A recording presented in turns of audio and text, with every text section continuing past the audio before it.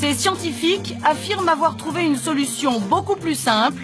Pour eux, il suffirait d'utiliser l'eau de mer. Sur 15 km, le bateau a traîné cette sonde. Lorsqu'on la remonte et qu'on transvase l'eau dans ce seau, rien n'est visible, mais la pêche est bonne, selon Bernard Stroiazzo. On a du mal à croire, Bernard, que là-dedans, c'est le pétrole du futur. Oui, parce que là, c'est pas encore le pétrole. À haute concentration, oui, ce sera le pétrole du futur. Tout part d'ici. Hein. Ce qu'on veut vous montrer là, c'est que tout part de là. Ça paraît insensé.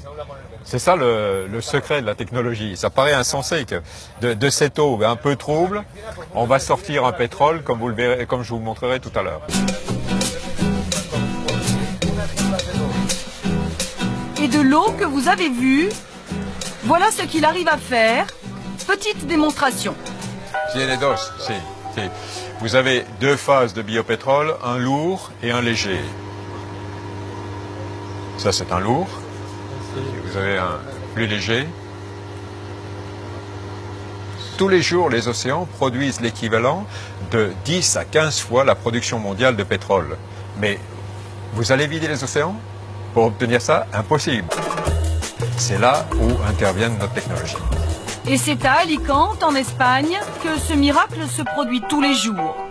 L'eau de cette station balnéaire réputée a désormais d'autres vertus. Cette villa cossue, surveillée 24 heures sur 24, c'est celle de Bernard Stroiazzo. Et cet homme est en passe de devenir un danger pour les grands groupes pétroliers. Oui, c'est à moi et à ma famille. Ce Français, ancien ingénieur, vit ici avec sa famille depuis 15 ans. Mais il y a 3 ans, il lit par hasard dans la presse scientifique un article qui va changer sa vie. Un article sur les énergies alternatives à l'origine de sa nouvelle entreprise, BFS. Tout a démarré d'ici. Voilà, c'est un document que j'ai trouvé dans les années 2005 sur un professeur italien qui avait lui découvert donc comment l'énergie viendrait du soleil et serait transformée en énergie chimique. Voilà, Giacomo Luigi Giamancian, 1857-1922, et qui est en réalité le fondeur de la chimie verte. L'idée principale est partie de là, d'utiliser en réalité la photosynthèse pour faire de l'énergie chimique. Une technologie inédite à base de microalgues marines. Voici à quoi ressemble celle collectée en mer, grossie des milliers de fois au microscope. Des micro-organismes vieux comme le monde qui feront peut-être rouler vos voitures demain. Mais pour devenir du pétrole, ces microalgues sont d'abord concentrées par millions dans ces tubes de verre appelés réacteurs, un savoir-faire breveté par l'entreprise de Bernard Stroiazzo, un secret jalousement gardé. Donc vous voyez ici, le principe, c'est d'accélérer la croissance des algues d'une façon très très rapide pour en faire des concentrations très élevées. Concentrations qui sont l'équivalent de ce qu'il y avait il y a des millions d'années pour la formation du pétrole. Ce qu'il faut, c'est du CO2, de l'énergie solaire, de l'eau et des algues. Après, ça donne ce produit-là, qui est un produit d'extraction. C'est quoi ça? Ça, c'est une biomasse, ce sont des algues concentrées. Le pétrole que vous utilisez dans votre voiture actuellement a la même origine.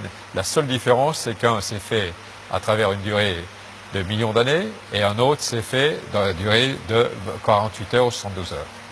Bernard Stroiazzo nous invite dans ses bureaux en bord de mer pour nous détailler le procédé.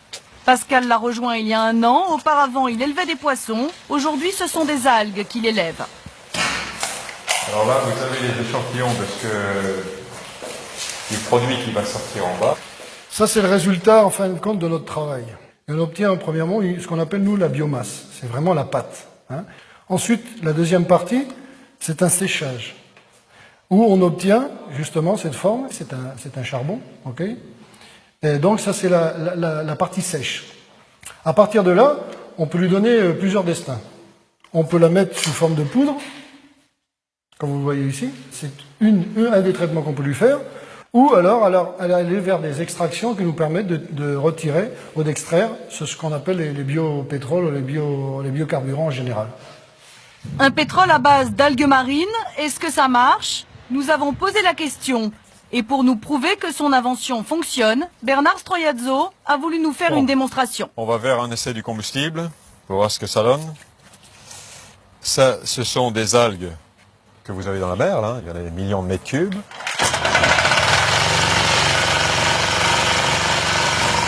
C'est déjà un bon résultat parce que théoriquement ce pétrole devait être raffiné avant de le mettre dans le moteur, mais le point important, la preuve importante pour nous, c'est de savoir que le pouvoir énergétique de ce liquide-là permet de faire fonctionner un moteur. Donc il y a très peu de choses maintenant pour terminer le processus.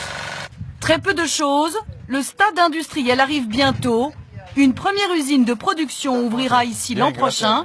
En attendant, Bernard reçoit des investisseurs. Hello. Aujourd'hui, ce sont des Brésiliens qui viennent signer des contrats. Ils représentent les intérêts de Petrobras, le géant de l'énergie brésilien. Vous avez vu los reactores aquí? Si voy a enseñar antes que... Ils veulent produire du pétrole à base d'algues chez eux, alors Bernard va leur vanter les avantages de son procédé. The concentration inside of those reactors now is around 200-300 million cells per milliliter. We'll make an extraction tomorrow, and this extraction will go to the process. Vous pensez vraiment que le futur est ici? Absolument. Pour nous, c'est la seule solution pour remplacer le pétrole. Les algues grandissent très vite et les algues, c'est la base de la biomasse. Et avec la biomasse, vous pouvez tout produire. Vous pouvez produire tout ce que vous voulez, du plastique, de la nourriture ou encore du pétrole. Et les choses sont déjà bien avancées. L'idée de Bernard Stroiezzo devient réalité. Il vient de vendre une usine de production clé en main. Qu'est-ce que c'est que ces photos-là? C'est les futurs terrains là qu'ils nous proposent pour faire les installations, les premières installations au Brésil. Ça représente combien d'hectares? Ça représente ici 27 hectares. 227 hectares. Et alors, à quand de l'algue verte dans les réservoirs des voitures? À la vente commerciale, mettons 18 mois, 2 ans. C'est-à-dire que dans 18 mois, Oui, voire 2 ans, oui, on aura du carburant vert Oui. à base de phytoplancton Oui. dans les réservoirs des voitures Voilà. de Monsieur Tout-le-Monde. voilà. Et vous aurez ce produit-là dans le réservoir de Monsieur Tout-le-Monde. Bon, et dépend également des accords qu'on prendra avec les circuits de distribution, mais c'est possible.